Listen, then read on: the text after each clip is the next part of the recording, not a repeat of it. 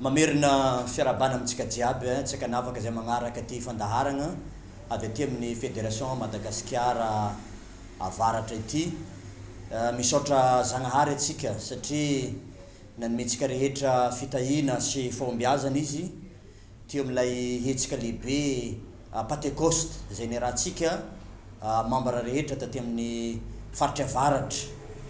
Ny fisaorana moa sy ny fiderana araka izay nataon'i David amin'ny Salamo 7:1 manao hoe misaorana Jehova ry fanahiko ary zay rehetra atao anatiko misaorana anarany masina. Misaorana Jehova ry fanahiko ary aza misy hadinonao ny fitahiany rehetra. Izany fanambarana nataon'i David zany ry havana no entiko eny koa misaotra an'Andriamanitra tamin'ny fitahiany lehibe zay nataony isika tsirairay avy tamilay hetsika Pentecoste 2022 zay niarahantsika nisalahy. Misaotra ireo administrateur mpitantanasa avy aty amin'ny Fédération Madagasikara avaratra, ireo pasteur namana rehetra ary membre rehetra tsy akanavaka na lahy na vavy zay niaraka nitotona fotsy nandro namasaka ary niaraka nisalahy teo amin'ny fanatanterana zany asa lehibe zany.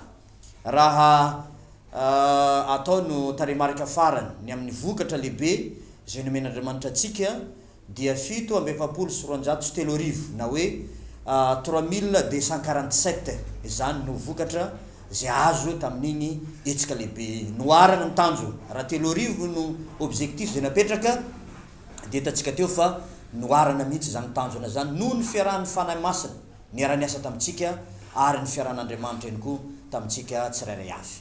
Le hetsika Pentecoste nefa tsy mijanona eo ihany, tsy mijanona tamin'ilay 23 avril ihany, fa mitohy mandritra nyty taona ty zany dia hitondra vokatra amin'Andriamanitra isika satria ny Pentecoste moa dia fitom-bokatra ka manomboka amin'ny volana Jona ho avy zao, manomboka le 2 ka hatramin'le 11 Jona iny koa dia andeha eny koa ny deuxième vague ny amin'ny asa fitorina ny filazantsara zay rahantsika misalahy ka dia mbola manentana antsika tsirairay avy tsy akanavaka mba hiaraka eo amin'ny fanatanterahana izany asa lehibe zany. Koa dia makasitrika tompoko makatelina eny koa ho antsika rehetra zay nagnaraka izao fandaharana izao. Misaotra tompoko.